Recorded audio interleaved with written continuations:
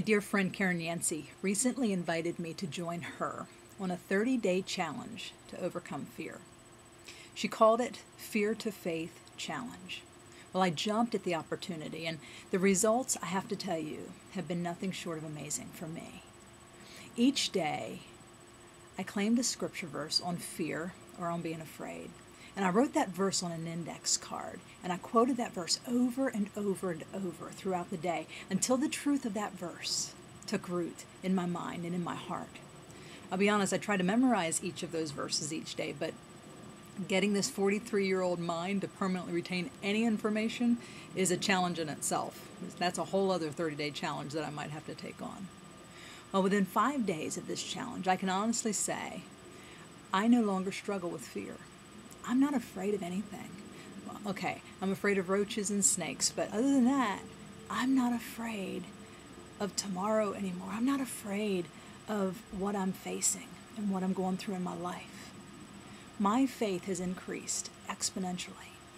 There have been days over the last few years where my only prayer I could muster was the prayer of the grieving father when he said in the book of Mark, he said, "Lord, I believe, but help my unbelief." Many days were spent teetering on the edge of, I know God's promises, but I just can't see it.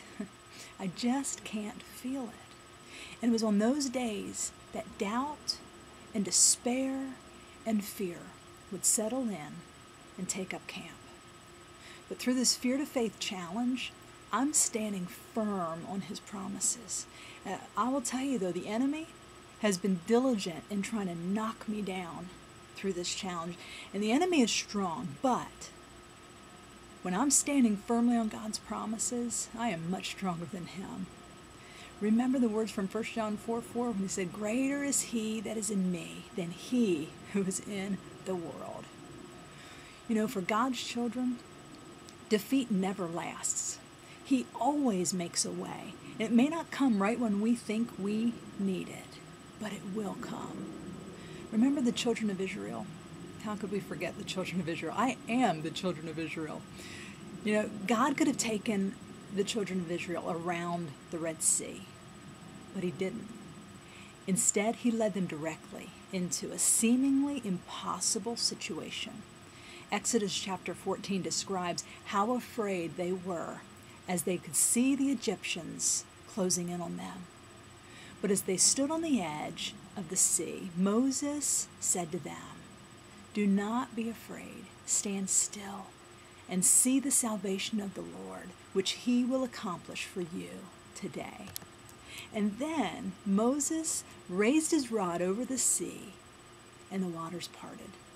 And the children of Israel saw firsthand God's promise of deliverance.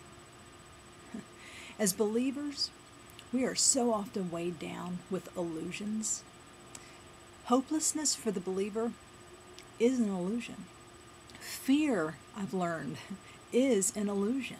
Despair is an illusion. And there's a simple remedy to dispel these illusions if we'll simply apply it. Illusions are dispelled when we actively become aware of who God is and who we are in Him. The only way to do this is to pour His Word and His truth into our hearts and into our minds. These illusions will leave as we renew our minds with truth. Listen, truth trumps feelings every time. And fear, it's a feeling. You may know all of this already, but knowledge is not what changes us. Walking in that knowledge, applying that knowledge, believing to the depth and the core of our soul, that changes us. That forever changes us. So I want to leave you with Moses' words. For whatever Red Sea you're facing today, do not be afraid. Stand still and see the salvation of the Lord.